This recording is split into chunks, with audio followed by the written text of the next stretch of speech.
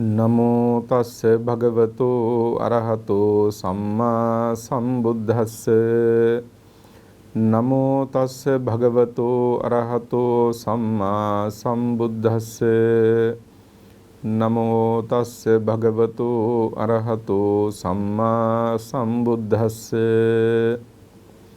සත්පුරුෂ වාසනාවන්ත පින්වතුනි, අද පින්වත් ඔබට දේශනා කරන්නේ හැම බෞද්ධයෙක්ම දැනගත යුතු වටිනාම කතා පුවතක්.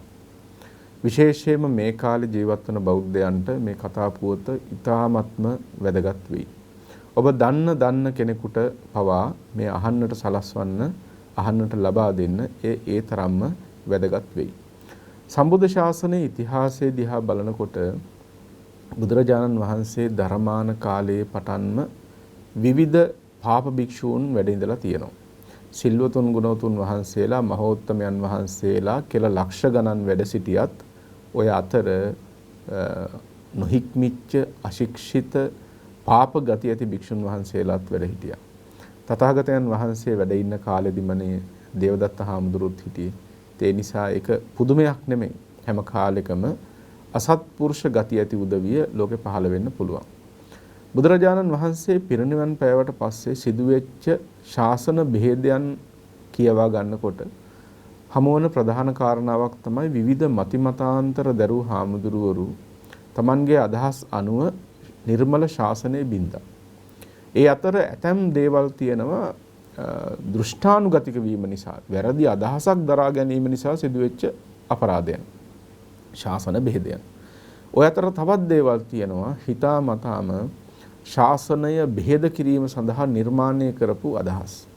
ඒ සංඝයා බිඳීම සඳහා, ශාසනය අන්තර්ධානගත කිරීම සඳහා සංවිධානාත්මකව සිදු කළ දේවලුත් අපිට ශාසන ඉතිහාසයෙහි දකින්න පුළුවන්. තුන්වන ධර්ම සංගායනාව සිදුවන කාලය දිහා බලනකොට 18 නිකායකට මේ ශාසනය බෙදිලා තිබුණානේ. නිකාය 18කට. ඒකීය බුද්ධ ශාසනය, එකම චතුරාර්ය සත්‍ය, එකම පටිච්ච සමුප්පාද, එකම ප්‍රාතිමෝක්ෂය දේශනා කරපු සම්බුද්ධ ශාසනය නිකාය 18කට බෙදී ගියේ කොහොමද? එක් පුද්ගලයන් තමන්ගේ රුචිකත්වය අනුව ශාසනය හඳුන්වා දෙන්නට පටන් ගත්තා. ඇතම් උදවි අලුත් සූත්‍ර හැදුවා. අලුත් පිටකයන් නිර්මාණය කළා. අලුත් විනය එකතු කළා.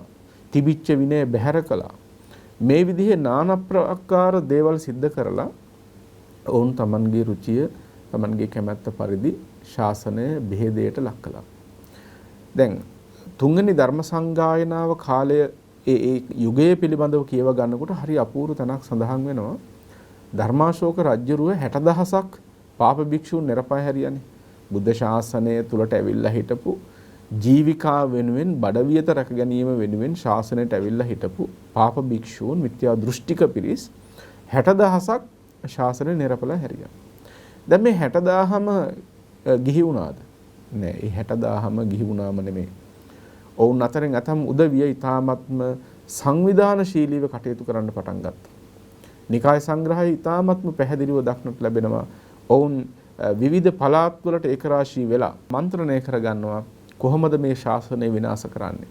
මොන විදිහේ මතාන්තර ඇති කරලා විනය කොයි විදිහෙන් බිඳලාද මේ ශාසනය අන්තර්ධාන කරන්න පුළුවන්?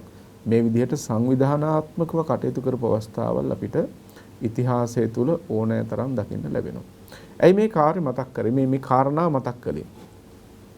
එදා ඉඳලම භික්ෂුන් වහන්සේලා අතර පාප භික්ෂූන් ශාසනය අන්තර්ධානය සඳහා කටයුතු කළා, ශාසනය විනාශ කිරීම සඳහා කටයුතු කළා.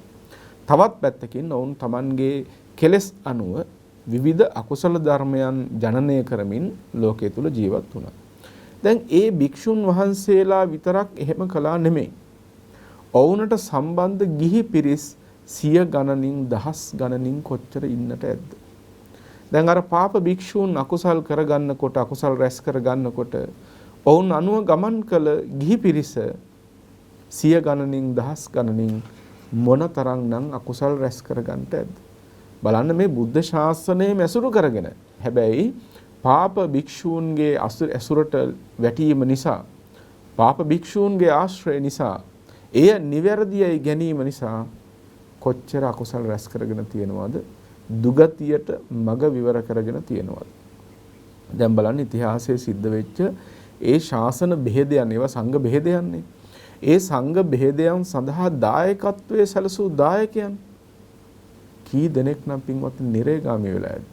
ඒ සඳහා අනුබල දීපු ශක්තිය ලබා දීපු වැඩ කටයුතු සංවිධානය කරලා දීපු අසරණ බෞද්ධයෝ කී දෙනෙක් නම් දුගතිගාමී වන්නට ඇද්ද? ඉතින් මෙන්න මේ කරුණවල තියෙන ඉතිහාසයේ ඉඳන් අපිට දකින්නට තියෙන මෙන්න මේ සිද්ධිය අදටත් පේන්න තියෙනවා. ඒ නිසාම තමයි අද ඔබට මේ කතාව දේශනා කරන්නේ. මම මුලින්ම සඳහන් කළේ මේක හැම බෞද්ධයෙක්ම අහගන්න එක වටිනවා කියලා. මොකද එදා වගේම අදත් ශාසන බෙහෙදේ සඳහා කටයුතු කරන පිරිස් ඕනෑ තරම් ඉන්නවා. සම්බුද්ධ ශාසනය විනාශ කිරීමට කොයිතරම් කුමන්ත්‍රණකාරීව වැඩ කරන චීවරධාරී පිරිස් ඉන්නවද? ලංකාවේ බුදුහාමුදුරුවෝ පහළුණා කියන තත්වෙටම ආපු පිරිසක් ඉන්නවනේ. හෙළබොදු ඉතිහාසය ලියනවාය කියලා මොනතරම් ශාසන ඉතිහාසය ත්‍රිපිටක ධර්මයේ විකෘති කරමින් බණපද විකෘති කරමින් කොච්චර ශාසන විනාශයකට කටයුතු කරන පිරිසක් ඉන්නවද? එහෙම සංවිධානගතව පිරිසක් වැඩ කරනකොට ඒ අනුව ගමන් කරන බෞද්ධයන්ට මොකද වෙන්නේ? ඔවුන් හිතනවා ඇති සමහර විට ඒක හරි කියලා. හැබැයි හරි කියලා වුණත් ගත්තේ වැරදි දේ නම් ඒකෙන් රැස්වෙන අකුසලයේ ස්වල්ප වන්නේ නැහැ. අමෘතය කියලා හිතාගෙන වුණත් වසපානය කළොත් හලාහල විසක් පානය කළොත් ඉතින් හිතාගෙන හිටියට අමෘතයයි කියලා පළක් වෙයිද? පානය කරන්නේ වසන. ඒකෙන් ඔහු විනාශයටපත් වෙනවමයි. ඒ වගේ සම්බුද්ධ ශාසනයයි නිර්මල ශාසනයයි කියලා හිතාගෙන ධර්මය විකෘති කරන විනය විකෘති කරන ශාසනය විනාශ කිරීමට කටයුතු කරන රැවටිලිකාරයන්ගේ බස් වලට හසු වුණාම ඒ බෞද්ධයෝ රැස් කරගන්න අකුසලය කොච්චරද කියලා බලන්න. ඒක හින්දා සුපේසල ශික්ෂාකාමී භික්ෂුන් වහන්සේලාගේ ඇසුරේ තියෙන යහපත්කම සහ දුස්සීල පාප භික්ෂූන්ගේ ඇසුරේ තියෙන භයානකකම තේරුම් අරගන්නට වටිනාම කතා පුවතක් තමයි අද ඔබට කියා දෙන්න කල්පනා කළේ. භූත ඛාදක പ്രേත වස්තුව කියලායි මේ සඳහන් වෙන්නේ. අසුචි කන කියන එකයි මේක තේරුම වෙන්නේ. හරිම සංවේගදායී කතා පුවතක්. බොහොම උවමනාවෙන් අහගන්න. අපේ බුදුරජාණන් වහන්සේ වැඩ හිටපු කාලෙමයි එක භික්ෂුන් වහන්සේ නමක් දායක මහත්මයෙක් හදා දීපු පන්සලක වැඩ හිටියේ. මේ දායක මහත්මයා බොහොම ධනෙ වේදම් කරලා පන්සලක් හදලා දුන්නා හාමුදුරුවන්ට. හාමුදුරුවෝ ඒකේ නිරන්තරයෙන් ඉන්න කුළුපග භික්ෂුන් වහන්සේ නමක් හැටියට ඇසුරු කරනවා. ඒ කියන්නේ ඊටාම සමීපව මේ දායක මහත්මයාව ඇසුරු කරනවා. දැන් මෙහෙම කාලයක් ගත වෙලා යනකොට මේ පන්සලට ආගන්තුක ස්වාමින් වහන්සේලා වඩිනවා. ඉතින් සිල්වතුන් ගුණවතුන් වහන්සේලා වඩිනවා. අර කුළුපග මහනට මේක හිතට එච්චර ගැලපෙන්නේ නැහැ. මොකද ඔහු ඒ තරම් සිල්වන්තයෙක් ගුණවන්තයෙක් නෙමෙයි, කිලිටි සිත් ඇති පුද්ගලයෙක්. අර සුපේශල ශික්ෂාකාමී හාමුදුරුවරු හරි සංවරයි, දැක්කම ප්‍රියජනකයි, ඇසුරු කරන්නට හිතනවා. ඉතින් දායකයන්ගේ සිත වැඩිපුර ඒ පැත්තට නැමෙනවා. උන්වහන්සේලාට වැඩිපුර ගරු කරනවා. ඉතින් මෙහෙම දකින්නකොට අර කුළුපග භික්ෂුව කල්පනා කරනවා මේක ඒ තරම් සුදුසු දෙයක් නෙමෙයි. උන්වහන්සේ තමන්ගේ අර හිතවත් දායකයට විවිධ කරුණු කාරණා හේතු ගන්නවලා ආගන්තුක වඩින අර ශික්ෂාකාමී ගුණවතුන් වහන්සේලාට නිඳා කිරීමට කටයුතු සැලැස්සෙව්වා. දැන් කුළුපග හාමුදුරුවන්ගේ වචන නිරන්තරයෙන් අහන මේ දායක මහත්මයන් මොකද කරන්නේ? අර වඩින ස්වාමින් වහන්සේලාට ඊ타ත්ම අශෝභන විදිහට නිඳා කරන්න, අපහාස කරන්න පටන් ගත්තා. කොච්චරද කියනවනම් ඇතැම් වෙලාවට එතුමා කියනවා ඔබ වහන්සේලා ওই දාන වළඳනට වඩා හොඳයි අසුචි වෙනඳුවා නම් මේ වගේ තාමත් අප්‍රසන්න විදිහට දොස් පරොස් පවරන්නට පටන් ගත්ත අර හාමුදුරුවන්ගේ කීම අහගෙන. දැන් බලන්න පන්සලක් හදලා දුන්නේ කොච්චර හොඳ අදහසකින්ද? සත්පුරුෂකමක් නොතිබුණා නම්, පින්දහම් පිළිබඳව හැඟීමක් නොතිබුණා නම් ඔහු ඒ වගේ කැපකිරීමක් කරයිද? හැබැයි ඒ තරම් කැපකිරීමක් කළත් අර පාප භික්ෂුවගේ වචනයට අනුගත වීම නිසා, ඒ පක්ෂය ගැනීම නිසා මොහු නැවත අකුසල් ජනනය කරන්න පටන් ගත්තා. ආගන්තුක වටන හාමුදුරන්ට විතරක් නෙමෙයි, දැන් ඔහු තමන්ගේ කුළුපග හාමුදුරන්ට දොස් කියන්න පටන් ගත්තා. මොකද ඒ පැත්තට ටිකක් බෙදනකොට මේ පැත්තටත් කොහොමත් ඒ හැන්දෙන්න තමයි බෙදෙන්නේ. අර සියලු මහා සංඝ රත්නයට ගරහන්න, නිඳා කරන්න පටන් ගත්තා. ඉතින් කුළුපග හාමුදුරුවොත් අර දායකයාගේ පැත්තෙමයි ඔහුට නිතර අවවාද කරනවා, අනුශාසනා කරනවා. එහෙම දොස් කියන එකට අනුබල සපයනවා. කාලයක් ගත වෙලා ගියා. දෙන්නම හාමුදුරුවෝ අපවත් වුණා. දායක මහත්මයාත් කලුරිය කළා. දවසක් දා මහා මුගලන් හාමුදුරුවෝ ඒ පන්සලට වඩිනකොට උන්වහන්සේ දකිනවා හරි අමුතු ප්‍රේතෙක්. මේ ප්‍රේතයා ඒ පන්සලේ වැසිකිළියේ ඉන්නේ, වැසිකිළි වලේ. දැක්කම අප්‍රසන්නයි, දුර්වර්ණයි. ඉතින් වැසිකිළි වලක උපන්න ප්‍රේතෙක් කිව්වම අමුතුවෙන් කතා කරන්න දෙයක් නැහැ මේ සුරූපී ස්වර්ණ ප්‍රේතෙක් නෙමෙයිනේ. දකින්නකොටත් බොහොම ජුගුප්සා ජනක හැඟීමක් ඇති වෙන්නේ. මුගලන් මහරහතන් වහන්සේ මේ ප්‍රේතයාගෙන් අහනවා නුඹ මේ අසුචි වල ආශ්‍රය කරගෙන ජීවත් වෙනවා මොන විදිහේ කර්මයක් කරලාද නුඹ මේ වගේ තැනක උපන්නේ කියලා. අන්න ඒ වෙලාවේ අර ප්‍රේතයා කියනවා ස්වාමීනි මම මේ පන්සල හදලා දීපු දායක මහත්මයා. දැන් කතාව කියන්න පටන් ගත්තා. ඔහු කියනවා ස්වාමීනි මට හිටියා කුළුපග භික්ෂුවක්. බොහොම සමීප භික්ෂුවක්. උන්වහන්සේගේ වචන අහලා මම සිල්වතුන් ගුණවතුන් වහන්සේලාට නිନ୍ଦා පහස කළා. ඔබ වහන්සේලා දානේ වළඳනවට වඩා ඔය දානේ වැළඳුවාට වඩා අසුචි වළඳනවා නම් හොඳයි කියලා මම දොස් කිව්වා. විවිධ ආකාරයෙන් ආගන්තුක හාමුදුරුවන්ට නිନ୍ଦා පහස කළා. ස්වාමීනි අකුසලයේ කරපු එකේ විපාක හැටියට මේ අසුචි වලට යම් අසුචියක් එකතු වෙනවා නම් දවසක් පාසා ඒ අසුචි අනුභව කරනවා. ඒ අසුචි අනුභව කරලායි තමන් ජීවත් වෙන්නේ කියලා ඊටමත් බැගෑපත්ව තෙරුන් වහන්සේට ප්‍රකාශ කරනවා. ඊට පස්සේ මුගලන් හාමුදුරුවෝ අහනවා නුඹට යම් කුළුපග භික්ෂුවක් හිටියා නම් ඒ භික්ෂුව දැන් කෝ? අන්න ඒ වෙලාවේ ප්‍රේතයා කියනවා හරි අමුතු කතාවක්. ප්‍රේතයා කියනවා ස්වාමීනි යම් කුළුපග භික්ෂුවක් වුණා නම් උන්වහන්සේත් අපවත් වෙලා പ്രേත ලෝකෙම උපන්නා. ස්වාමීනි ඒ പ്രേතයා මේ අසුචි වලෙහිමයි උපන්නේ. තමන් ජීවත් වෙන්නේ ඒ කුළුපග പ്രേතයා මතුවේහි කියනවා. මිනිස්සයෝ මේ වැසිකිලි වල ආශ්‍රය කරගෙන යම් අසුචියක් බැහැර කරනවා නම් ඒ මිනිස්යන් බැහැර කරන අසුචිය අර പ്രേතයා අනුභව කරනවා. ඒ പ്രേතයා ඒ අසුචි ටික අනුභව කරලා යම් අසුචියක් බැහැර කරනවා නම් പ്രേතයා බැහැර කරන අසුචිය අර කුළුපග പ്രേතයා අනුභව කරනවා. දැන් බලන්න මනුෂ්‍ය ලෝකේ ඉන්නකොට තිබිච්ච විදිහ නෙමෙයි සම්පූර්ණයෙන්ම අනිත් පැත්ත. මනුෂ්‍ය ලෝකේ ඉන්නකොට දායකයා ස්වාමින් වහන්සේට වන්දනාමාන කරලා ඒ කටයුතු කරගෙන ගියේ. ස්වාමින් වහන්සේ ඉහළ හිටියා, දායකයා පහළ මට්ටමින් හිටියා. හැබැයි දෙන්නම මහා පරිමාණයෙන් අකුසල රැස් කරගෙන ගියේ. ඒ අකුසලයන්ගේ විපාක ලැබෙනකොට බලන්න പ്രേත ලෝකේ උපන්නම කුළුපග භික්ෂුව പ്രേතෙක් වෙලා උපන්නා අසුචි වලේ, ඒ පන්සලේම අසුචි වලේ. ඒ പ്രേතයාගේ මතුවේහි තමයි අර දායක പ്രേතයා ඇවිල්ලා උපන්නේ. දැන් සාමාන්‍ය අසුචි ටික දායක ප්‍රේතය අනුභව කරනවා. දායක ප්‍රේතයාගේ අසුචි ටික අර කුළුපග ප්‍රේතයා අනුභව කරනවා. ඔහු යපෙන්නේ වඩාත්ම හීන තත්වයෙන්. මක් නිසාද මේක මෙහෙම වෙන්නේ? කුළුපග භික්ෂුව Taman විතරක් අකුසල් කරගත්තා නෙමෙයි, අර දායකයවත් ඒ අකුසලයේහි සමාදන් කෙරෙව්වා. තමනුත් අකුසල් කර අනුනුත් අකුසලයේහි සමාදන් කෙරෙව්වා.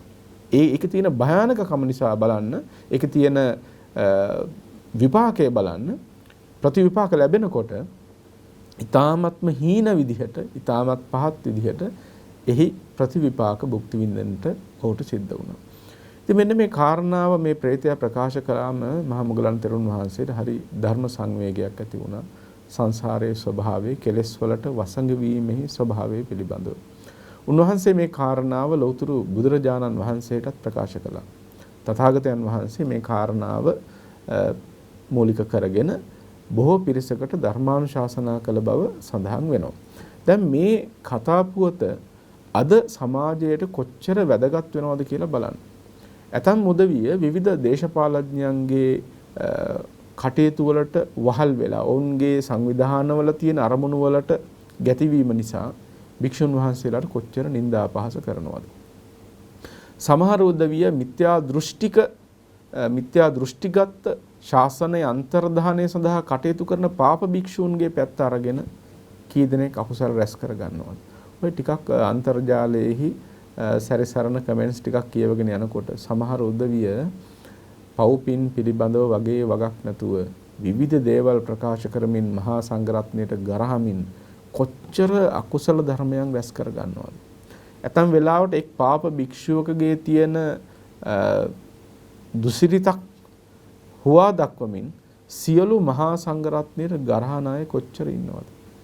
හිතන්න මොහොතකට සිල්වන්ත ගුණවන්ත පිරිසකට නිඳා කිරීම මොනතරම්නම් අකුසලයක්ද?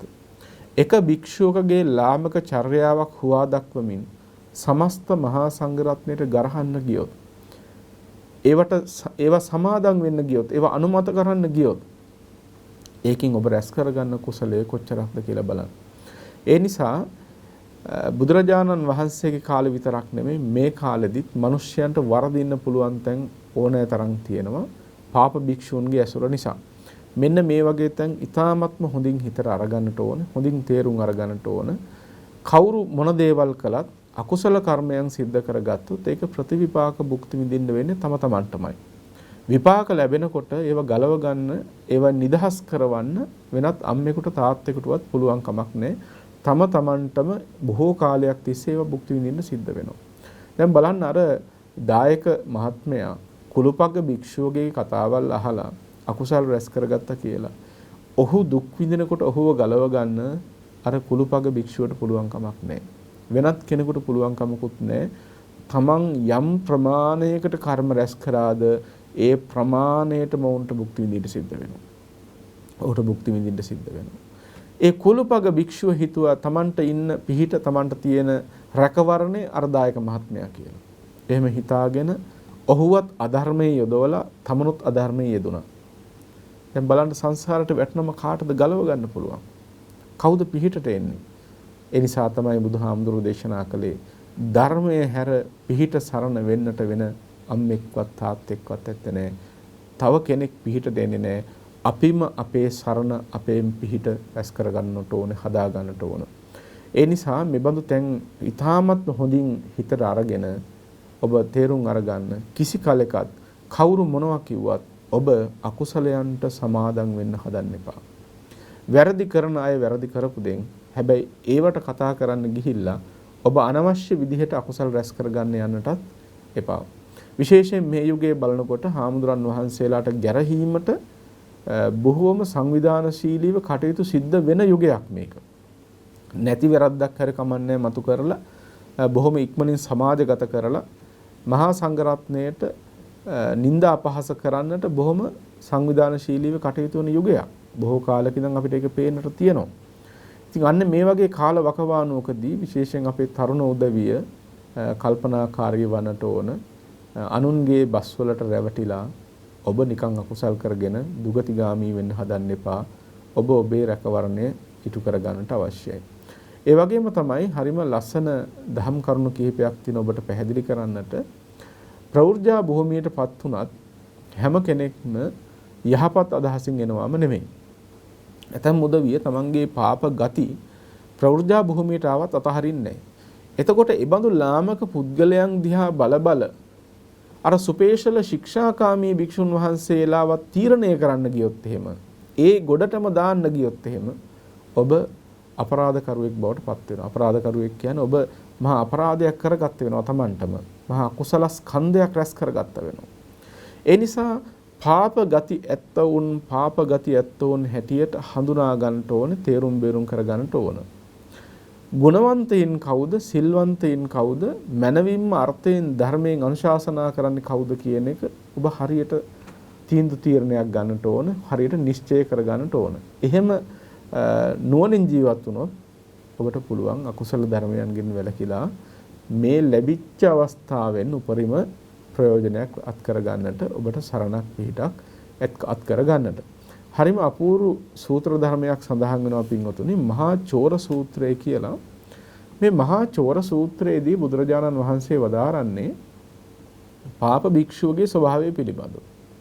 ඔබ භික්ෂුන් වහන්සේලා පිළිබඳව තේරුම් අරගන්නකොට ගුණවන්තයින් වහන්සේලා විතරක් නෙමෙයි, සිල්වතුන් වහන්සේලා විතරක් නෙමෙයි, පාප භික්ෂුව කවුද කියන්නේ කියන එකත් තේරුම් අරගෙන ඉන්න එක වැදගත් වෙනවා. මොකද ඔබට පුළුවන් එතකොට හරියට බෙදාගෙන කටයුතු කරන්නට. දැන් බුදුරජාණන් වහන්සේ මේකෙදි පෙන්නනවා හොරෙකුට උපමා කරලා පාප භික්ෂුව කියන්නේ කොයි විදිහේ පුද්ගලයෙක්ද කියන එක.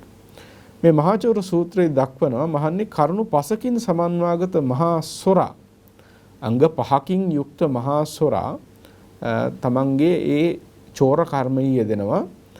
ගෙවල් බිඳිනවා විවිධ අකටයුතුකම් සිද්ධ කරනවා. මොන කරුණු පහද කියලා පෙන්වනවා. මෙන්න මෙහෙම එක තියෙන්නේ. විෂම නිශ්චිත වෙනවා, ගහන නිශ්චිත වෙනවා, බලවන් නිශ්චිත වෙනවා, භෝගචාගී වෙනවා, ඒකචාරී වෙනවා කියලා. මෙන්න මේ කරුණු පහම අරගෙන තමයි පාප භික්ෂුවටත් සංසන්දනය කරලා බුදුහාමුදුරුව වදාරන්නේ. දැන් හොරාගේ තියෙන පළවෙනි කාරණාව තමයි විෂම නිශ්චිත බව. මේ ලෝකේ මහා හොරා විෂමය ඇසුරු කරගෙන වාසය කරනවා. ඒ කියන්නේ මේ පුද්ගලයා සමහරට ඉන්නේ මහා පර්වත විෂමයක වෙන්න පුළුවන් කෙනෙකුට ඉතා ඉක්මනින් සමීපවන්න බැරි තැනක. එහෙම නැත්නම් නදී දුර්ගයක් වෙන්න පුළුවන්. මිනිස්සෙකුට පහසුවෙන් ඉන්න බැරි ස්ථානයක් ඇසුරු කරගෙන ඉන්නවා. තමන්ව අල්ලන්න ආවත් ලේසියෙන් අල්ලගන්න බැරි තැනක් ඇසුරු කරගෙන තමයි මහසොරා ජීවත් වෙන්නේ. ඒ ඔහුගේ පළවෙනි කාරණාව. දෙවෙනි කාරණාව පෙන්නනවා මහසොරා ගහන නිශ්චිත වෙනවා. ගහන නිශ්චිතයි කියලා කිව්වේ ඒ පුද්ගලයා එක්කෝ මහා වනාන්තරයක වෘක්ෂ ගහනයන් මැද ජීවත් වෙනවා. එහෙම නැත්නම් මහා තෘණ ගහනයන් මැද ජීවත් වෙනවා. මෙහෙම ජීවත් වෙන්නේ නැත්යි පහසුවෙන් ඔහුව හසු කර ගැනීමට නොහැකි වීම සඳහා. තුන්වෙනි කාරණාව පෙන්නනවා මහන්නේ මේ ලෝකේ මහසොරා බලවන් නිශ්චිත වෙනවා. මේක ඔබට ඊටාම හුරු පුරුදු කාරණාවක්. මේ ලංකාව තුළ නිරන්තරයෙන් අහන්න ලැබෙන කාරණාවක්. බලවන් නිශ්චිත කියලා කියන්නේ මේ ලෝකේ එක මහා සොරෙක් කල්පනා කරනවලු තමන්ට රජවරු හෝ මහා මාත්‍යවරු හෝ හිතවන්ත කරගන්න පුළුවන් නම් හොඳයි නේද කියලා. මෙහෙම කල්පනා කරගන්න ඕන මොකද කරන්නේ? රජවරු හෝ මහා මාත්‍යාදීන්ව තමන්ගේ මිත්‍රයන් බවට පත් කරගන්නවා, හිතවතුන් බවට පත් කරගන්නවා. බලවන්තයන්ව හිතවත් කරගත්තම හොරාට මහ රැකවරණයක් තියෙනවා. ඉතින් හොරා හිතනවා හදිස්සියේ හරි ගැටලුවක් ආවොත් රජ්ජුරුව හෝ මාව බේරගනි. එහෙම නැත්නම් ඇමති කෙනෙක් හරි ඉදිරිපත් වෙලා තමන්ව බේරගනි. මෙහෙම කල්පනා කරන මහා සොරා බලවන්ත පිරිස් ආශ්‍රය කරගන්නවා, ආශ්‍රයෙන් ජීවත් වෙනවා, ඔවුන්ව නිරන්තරයෙන් ඇසුරු කරනවා. මේ තුන්වෙනි කාරණාව. හතරවෙනි කාරණාව තමයි භෝගචාගී. භෝගචාගී කියන්නේ මහා හොරා කල්පනා කරනවා ගැටලුවක් ආවොත් එහෙම මට පුළුවන්කම තියෙනවා වස්තු දාණය දීලා විවිධ භෝගයන් පරිත්‍යාග කරලා තමන්ට එන චෝදනාවන්ගෙන් ආරක්ෂා වන්නට. මේකත් අපිට මේ රටේදී 아무තු දෙයක් එහෙම නෙමෙයි. හරි හුරු පුරුදු දෙයක්. බලවන්ත හොරු මේ දේවල් ඕනතරම් මේ වගේ ක්‍රමවේදයන් පරිහරණය කරනවා. බලවත් අය වැසුරු කරනවා. ඒ වගේම භෝගචාගී වෙනවා. අපි සාමාන්‍ය කෙන අල්ලස් දෙනවා කියලා. ඒකට මෙයා මෙතනදි කරන්නේ මොකක්ද? භෝගයන් අනිත් අයට දීලා, වස්තු දීලා තමන්ට එන චෝදනාවන්ගෙන් නිදහස් වීමට කටයුතු සිද්ධ කරගන්නවා. මේ හතරවෙනි කාරණාව. පස්වෙනි කාරණාව තමයි මහා සොරා ඒකචාරී වෙනවා. එයා කල්පනා කරනවා හුදකලාම හොරකමක් කරාම කාටවත් හොයා ගන්නට බෑ. අනිත් අය ඒක රාශී කරගෙන පිරිසත් එක්ක හොරකම් කරන්න ගියාම ඉතා ඉක්මනින් හසු වෙන්න පුළුවන්. කටින් කට ගිහිල්ලා තමන්ව ඕන කෙනෙකුට හසු වෙන්න පුළුවන්. ඒ නිසා මහා සොරා ඒකචාරීවම හොරකමෙහි නියුතු වෙනවා කියලා. මෙන්න මේ මහා සොරාගේ තියෙන මේ අංග පහ උපමාවට අරගෙන බුදුරජාණන් වහන්සේ වදාරනවා භික්ෂුන් උනත් පාප භික්ෂූන් මහා සොරෙක් වගේ කටයුතු කරන අවස්ථාවල් තියෙනවා. ඒ කොහොමද කියලා පෙන්වන්නේ මෙන්න මෙහෙමයි. පළවෙනි එක තමයි පාප භික්ෂුව විෂම නිශ්චිත වෙනවා. ඒ විෂම නිශ්චිත වෙනවා කියලා කියන්නේ මේ ලෝකේ ලාමක ගති ඇති, හීන ගති ඇති, අධාර්මික ගති ඇති භික්ෂුව විෂම වූ කාය කර්මයෙන් යුක්ත වෙනවා. විෂම වචී කර්මයෙන් යුක්ත වෙනවා, විෂම වූ මනෝ කර්මයෙන් යුක්ත වෙනවා. කයින් යමක් කරනවා නම් සම නොවුවක්ම සිද්ධ කරනවා. තමන්ටත් අනුන්ටත් අයහපත පිණිස, දුක පිණිස, අනර්ථය පිණිස පවතින දේවල්ම කරනවා. වචනය ඊ타ත්ම දූෂිතයි. ඒ වචන කතා කරනකොට හරියට කෙටේරියකින් කොටනවා වගේ අනුන්ට පීඩා උපදවන සුළුයි. අර හදවතේ දරා ගන්න පුළුවන් වචන නෙමෙයි. මේ කාලේ අන්තර්ජාලය ටිකක් බලනකොට පේනවා සමහර උදවිය සිවුරු දරාගෙනම කතා කරන විදි ගත්තම ඒවා භික්ෂුන් වහන්සේලාට තබා ගිහියෙකුටවත් ගැලපෙන දේවල් නෙමෙයි. ලාමක ගිහියෙකුටවත් ගැලපෙන්නේ නැති තරම් හීනත්වයට වැටලා කතා කරන වචන කොච්චර අහන්න ලැබෙනවද? එතකොට භික්ෂුව කියලා කියන්නේ එහෙම විෂමයේ හැසිරිය යුතු චරිතයක් නෙමෙයි, සමව හැසිරිය යුතු චරිතයක්. ලෝකයට ආදර්ශ සම්පන්න මහා උත්තම චරිතයක්. හොඳ නරක කියන දෙකම අභියසති භික්ෂුවට පුළුවන්කම තියෙනට ඕන මැදහත්ව ජීවත් වෙන්නට. ඒ ඕනෑම දෙයක් උපේක්ෂාවෙන් විඳදරාගෙන අර්ථයෙන් ධර්මයෙන් විවරණය කිරීමේ හැකියාව තියෙනට ඕන. සමාජයට කරුණු ඒත්තු ගැන්විය යුත්තේ දුෂ්ට වූ අශ්ලීල වූ වචන වලින් නෙමෙයි. සදාචාරාත්මක වචන වලින්, අර්ථයෙන් යුක්ත ධර්මයෙන් යුක්ත වචන වලින්. ඒ නිසා අර සුපේශල ශික්ෂාකාමීත්වය කියන එක සහ දුස්සීලත්වය කියන එක බෙදෙනවා ඔවුන්ගේ තියෙන මානසික ගතිගුණාංග අනුව. එතකොට පහත් ගති ඇති කෙනා නිරන්තරයෙන් විෂම පැත්තටම වැටෙනවා. කළොත් දෙයක් අයහපත් දෙයක්ම කරනවා, කතා කළොත් දෙයක් විෂම දේවල්ම කතා කරනවා, ලෝකෙට අර්ථයෙන් ධර්මයෙන් තොර දේවල්. ඒ වගේම තමයි විෂම වූ මනෝ කර්මෙන් යුක්ත වෙනවා. හිතන්නේ හිතිය යුතු දේවල් නෙමෙයි, භික්ෂුවට අදාළ දේවල් නෙමෙයි, විවිධ ක්ලේශ නිශ්චිත පාප නිශ්චිත දේවල් කල්පනා කරනවා. අර පළවෙනි හොරා, අර මුලින් සඳහන් කරපු මහා හොරාගේ පළවෙනි අංගය තමයි විෂම නිශ්චිත බව. ඒ වගේම තමයි පාප භික්ෂුවගේ පළවෙනි කාරණාව තමයි විෂම නිශ්චිත බව. ඒ කියන්නේ හිත කය වචනය විෂමයෙහි හසුරුවනවා කියන එක. දෙවෙනි කාරණාව තමයි අර හොරා ගහන නිශ්චිත වුණා වගේ. ඒ කියන්නේ එක්කෝ වනල හැබක නැත්නම් තෘණල හැබක ජීවත් වෙනවා වගේ පාප භික්ෂුව විවිධ මිත්‍යා දෘෂ්ටීන්ගෙන් ගහනව ජීවත් වෙනවා. ඒ සමහර උදවිය කරන කියන දේවල් බැලුවම පේනවා අඩුම තරමේ පව්පින්වත් පිළිගන්නේ නැහැ කියන එක. මොකද පව්පින් පිළිගන්නව නම් තමන්ගේ කායික වාචික ක්‍රියාවලිය පිළිබඳව වගකීමක් තියෙනවනේ. මේ වගේ විපාක තමන්ට එළඹෙනවා කියලා වගකීමකින් කටයුතු කරන්න උත්සාහවත් වෙනවනේ. තමන්ගේ දෘෂ්ටිය ඍජුණා. නමුත් මිත්‍යා දෘෂ්ටීන්ගෙන් ගහන වෙන්න ගියාම, මිත්‍යා දෘෂ්ටීන් අන්ධ වුණාට පස්සේ කර්මයේ කර්මඵලයේ පිළිබඳවත් දැනුමක් අවබෝධයක් නැතුව යනවා. එතකොට යම් භික්ෂුවක් ඒ විදිහට ගහන නිශ්චිතව වාසය කරනවා නම්, මිත්‍යා දෘෂ්ටිකව වාසය කරනවා නම් මේ අර මහා සොරෙක් බඳු පාප භික්ෂුවක්. අපිට අන්තර්ජාලයෙන් දකින්න පුළුවන් සමහර මේ චීවර දරාගත් උදවිය වන්දනාමාන කිරීම පව ප්‍රතික්ෂේප කරනවා. රත්නත්‍රය වන්දනාමාන කිරීමත් ප්‍රතික්ෂේප කරනවා. ගුණධම් කියන මුළුමනින් ප්‍රතික්ෂේප කරනවා. තුනුරුවන්ගේ වටිනාකමක් තියෙනවා කියන එක ප්‍රතික්ෂේප කරනවා. එතකොට මේ ගුණය ප්‍රතික්ෂේප කරන්නේ මිත්‍යා දෘෂ්ටික නිසානේ. සම්මා දිට්ඨියක් තිබුණා නම් ගුණ ධර්මයන් ප්‍රතික්ෂේප කරන්නේ නැහැ. බුදුරජාණන් වහන්සේට වඳින්න එපා කියන්නේ කවුද? ධර්මයට මහා සංඝරත්නයට වන්දනාමාන කරන්න එපා, ගරු කරන්න එපා කියන්නේ කවුද? සම්මා දිට්ඨික කෙනෙක් නම් කවදාකවත් එහෙම දෙයක් ප්‍රකාශ කරයිද? ඒ නිසා මෙබඳු මිත්‍යා දෘෂ්ටීන්ගෙන් කිලිටි වෙච්ච, මිත්‍යා දෘෂ්ටීන්ගෙන් අන්ධ වෙච්ච පිරිස් එදා වගේම අදත් ශාසනය තුල ඉන්නවා. ඒ වගේ පවිතු භික්ෂූන්ගෙන් ඔබ ආරක්ෂා විය යුතුයි. මේ සමාජයේ මේ ශාසනය ආරක්ෂා කරගත යුතුයි. එතකොට පවිතු භික්ෂුවගේ දෙවෙනි ස්වභාවය තමයි ගහන නිශ්චිත බව. ඒ කියන්නේ මිත්‍යා දෘෂ්ටියෙන් යුක්තව වාසය කරන අඩුම තරමේ පව්පින් කියන එකවත් පිළි අරගන්නේ නැතුව. ඊළඟට පාප භික්ෂුව බලවන් නිශ්චිත වෙනවා. අර හොරා කල්පනා කළානේ හදිසියක් වුණොත් රජෙක් හරි ඇමති කෙනෙක් හරි ඉන්න ඕන කියලා. ඒ නිසා ඒගොල්ලෝ හිතවත් කරගත්තනේ. ඒ වගේ ඇතම් පාප භික්ෂුන් කල්පනා කරනවා තමන්ට රැකවරණයක් හදාගන්න. තමන්ට ගැටලුවක් ආවොත් ඒකෙන් නිදහස් වෙන්නට රජෙක් හෝ තමන්ට ඉන්නට ඕනේ. මැති ඇමති කෙනෙක් හෝ ඉන්නට ඕන කියලා බලවතුන් හොයනවා. බලවතුන් පසුපස්සේ ගමන් කරනවා. වරදවා ගන්නට එපා. මේක භික්ෂුවකට අදාළ දේශපාලනයක් තියෙනවා. රට සම්බුද්ධ ශාසනය ආරක්ෂා කරගෙන යන ගමනේදී භික්ෂුවගේ කාර්යභාරයක් තියෙනවා. ඒ වෙනුවෙන් කැපවෙන ඉතා දූරදර්ශී විද්වත් භික්ෂුන් වහන්සේලා ගැන නෙමෙයි මේ ප්‍රකාශ කරන්නේ. සමහර පවිතු භික්ෂූන් ඉන්නවා. Tamanගේ ගැලවීම හදාගන්න කරන විවිධ අකටයුතුකම් වහගන්න Tamanට රැකවරණයක් හදා ගැනීම සඳහා බලවන්තයින්ව සොයනවා. මේ පවිතු භික්ෂුවගේ තියෙන තුන්වෙනි ගතිය. ඊළඟට හතරවෙනි එක පෙන්නනවා භෝගචාගී. දැන් අර හොරා තමන්ට තියෙන වස්තු සම්පත් අනිත් අයට දෙනවනේ, සුදුසු අයට දෙනවා. වක්නිසාද ගැටලුවක් ආවොත් නිදහස් වීම සඳහා තියෙන දෙයක් දීලා ඉවරලා කොහොමද තමන්ගේ ඇඟ බේර ගන්න හදනවා. ඒ වගේ පවිතු භික්ෂුව ඔහුට යම් චීවර පිණ්ඩපාත සේනාසන ගිලාන ප්‍රත්‍ය ආදී සිව්පසයක් ලැබෙනවා නම්, යම් ලාභ සත්කාරයන් ලැබෙනවා නම් මේවා අනිත් අයට දෙනවා. අනිත් අයට දෙන්නේ ඇයි?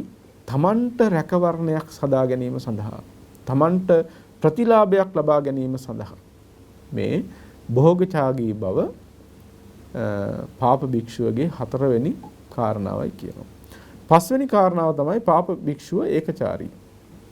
ඒ කියන්නේ කරන දෙයක් හුදකලාව වැරදි වැඩ කරගත්තම පහසුයිනේ. ඒ නිසා ඒකචාරී වී ඉන්නවා. පසල් දනව් වල වාසය කරනවා. වැඩි ප්‍රකට වෙන්නේ නැතුව වාසය කරන්න උත්සාහවත් වෙන ඇතමුන් මක් නිසාද Tamanගේ වැරදි අනුන්ට හෙළි නොවන විදිහට ජීවත් වෙන්න පුළුවන් නිසා. ඉතින් මේ කරුණු පහ බුදුරජාණන් වහන්සේ වදාරන්නේ පාප භික්ෂූන්ගේ ස්වභාවයන් හැටියට. අර මහා සොරුන්ට උපමා කරමින්. ඉතින් මේ කාලේ දිහා බලනකොටත් මෙබඳු ගති ලක්ෂණ තියෙන පවිටන් කොච්චරනම් සිවුරු දරාගෙන පවා කටයුතු කරනවා පේන්නට ඉන්නවද? ඔවුන්ගෙන් මේ ශාසනය රැකගත යුතුයි, බෞද්ධයන් ආරක්ෂා කරගත යුතුයි, බෞද්ධ දරුවන් විශේෂයෙන් ආරක්ෂා කරගන්නට ඕන වෙනවා. අන්තර්ජාලයේ ඕනෑම දෙයක් පළ කරන්න පුළුවන්කම තියෙන නිසා තමන්ගේ වැරදි අදහස් සමාජගත කිරීමට මේවා කොච්චර යොදා ගන්නවද? එතකොට අපේ අසරණ බෞද්ධයෝ අන්තර්ජාලයෙන් බණක් දහමක් අහන්න කියලා උත්සාහවත් වෙලා අර පවිටන්ගේ දේවල් ශ්‍රවණය කරන්න ගියාම ඒව අහන්න බලන්න ගියාම බලන්න කොච්චර වැරදි මාර්ගයකට යොමු වෙනවද කියලා. මහා හොරුන්ට අහු වෙනවා වගේ පාපතර ශාසනද්‍රෝහි ශාසනය විනාශ කරන පවිටන්ට හසු වෙලා මෙලවත් වනස ගන්නවා, පරලොවත් වනස ගන්නවා. දැන් කරුණු එකක් දෙකක් ඔබට මතක් කරන්නම්. බලන්න මේ කාලේ ධර්ම විකෘතිය පිළිබඳව ත්‍රිපිටක ධර්මය කොච්චර විකෘති කරනවද? පාලි පදවලට නියම අර්ථ ගන්වනවා වෙනුවට ඒ පාලි පද අමුමුවේ ඉරා දමලා දෙකට තුනට කඩලා දාලා මේ Tamanගේ හිතලු කොච්චර ප්‍රකාශ කරනවද? එහෙම පාපතර පිරිස් කොච්චර ඉන්නවද මේ සමාජයේ? චීවරධාරීව ඉන්නවද? ඊටමත් සංවිධානශීලීව උන් කටයුතු කරනවා. මුදල් ගලාගෙන එන ඕන තරම්. හැබැයි මේවා ගැන වගකීමකින් කටයුතු කරන්න, හොයන්න බලන්න. ඒවට ප්‍රතිකර්ම සපයන්න වගකීමෙන් ඉදිරිපත් වෙන අය කොච්චර හිඟද, කොච්චර අඩුද කියලා බලන්න. ඉතින් මෙහෙම වෙනකොට වෙන්නේ අර පවිටන් ඉඩ ලබනවා මේ සමාජය තුල. පවිටන් බලවත් වෙච්ච කාලයක මතක තබා ගන්න සත්පුරුෂයන් දුබල වෙනවා. හොරු බලවත් වෙනකොට රජුන් දුබල වෙනවානේ. රජුන් බලවත් වෙනකොට හොරු දුබල වෙනවා. ඒ වගේ පවිටන් බලවත් වන්නට ගියාම ගුණවතුන් දුර්වල වෙලා යනවා. එතකොට පාප ධර්මයේ තමයි සමාජය තුල ස්මතු වෙන්නේ. දඹදිව ඉතිහාසයේ දිහා බලනකොට, ඉන්දියානු ඉතිහාසයේ දිහා බලනකොට සම්බුද්ධ පරිනිර්වාණයෙන් පස්සේ විවිධ නිකාය බෙහෙදයන් එක්ක මිත්‍යා දෘෂ්ටික අදහස් බුද්ධ ශාසනයට එකතු කළා. ඒ පාප අදහස්, වැරදි අදහස්, මිත්‍යා දෘෂ්ටික අදහස් ශාසනයට එකතු කරලා අන්තිමට නිර්මල තේරවාදය දඹදිවෙන් ඉවත් වෙලා ගියා. ඇයි ඒ? සොරුන් බලවත් වෙනකොට රජුන් දුබල වෙනවා වගේ මිත්‍යා දෘෂ්ටික දේවල් බලවත් වෙනකොට යහපත් දේ දුර්වල වෙලා යනවා, ඉඩක් ලබන්නේ නැහැ. ඒ දේ මේ රටට සිද්ධ විය යුතු නැහැ. අපේ රට තුල මේ සම්බුද්ධ ශාසනය 5000ක් කල් ආරක්ෂා විය යුතුයි. බොහෝ කාලයක් ශාසන නිර්මලව මෙහි තිබිය යුතුයි.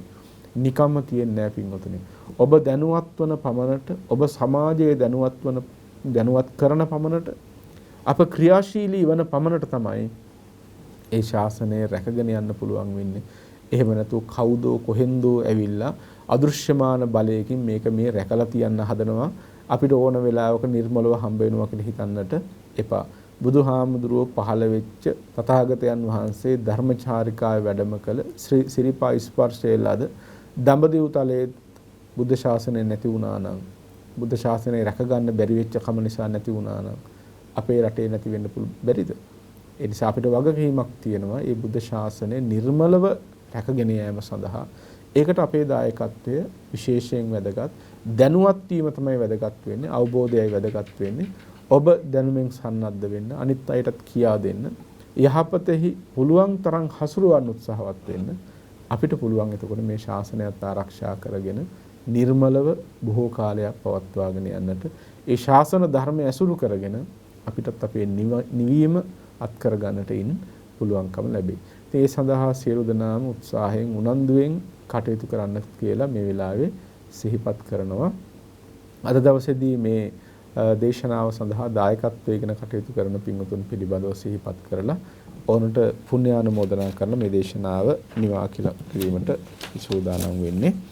අද මේ දේශනාවෙහි දායකත්වයෙන් කටයුතු කරනවා ශානිකා මහත්මිය සහ දර්ශනාරච්චි පින්වත් මහත්මයා විසින් අරමුණු වශයෙන් ඇති කරගෙන තියෙනවා මියගේ සියලු ඥාති මිත්‍රාදීන්ට පුණ්‍ය අනුමෝදනා කරන්නට. ඒ වගේම දෙමව්පියන්ට සහ ධර්ම දේශනා කරන අප ඇතුළු මහා සංඝරත්නයට තුනුරුවන්ගේ ආශිර්වාදය ප්‍රාර්ථනා කිරීමටත් බලාපොරොත්තු වෙනවා.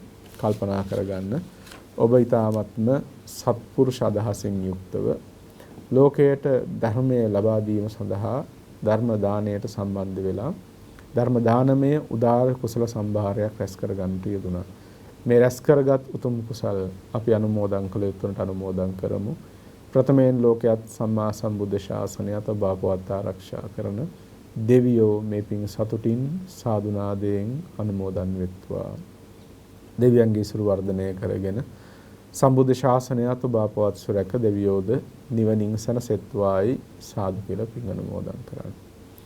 ඒ වගේම මිය පරලෝකීය මෙලෝ පරලෝකගත වර්ග පරම්පරානුයාත සියලු ඥාති හිතයිශීනුත් පින් කැමැති හැම සත්වගත් මේ පින් සතුටින් සාදුනාදයෙන් අනුමෝදන් වෙත්වා දුකින් මිදෙත්වා සුවපත් වෙත්වා ලෞතුරු නිවනින් සැනසීම ලබත්වායි සාදු කියලා පින් අනුමෝදන් කරන්න. ඒ වගේම දෙමව්පියන්ටත් දායකත්වයෙන් කටයුතු කරන පින්වතුන්ටත් පවුලේ සෑම සියලු දෙනාටත් රත්නත්‍රයේ අනන්ත ගුණානුභව බලයෙන් දෙවියන්ගේ දෙවිරක වරණින් මේ පුණ්‍ය ශක්තිය බලයෙන් නිදුක් නිරෝගී සුවපත් භාවය චිරජීවනයේ සැලසේවා. යහපත් ප්‍රාර්ථනා ඉෂ්ට සිද්ධ වේවා. දෙලවත් යහපත් වේවා. ලෞතුරු නිර්වාණ සෝයෙන් සැනසෙන්නට මේ පින් හේතු වාසනා පාරමී වේවා. සියලු දෙනාටම තෙරුවන් සරණයි.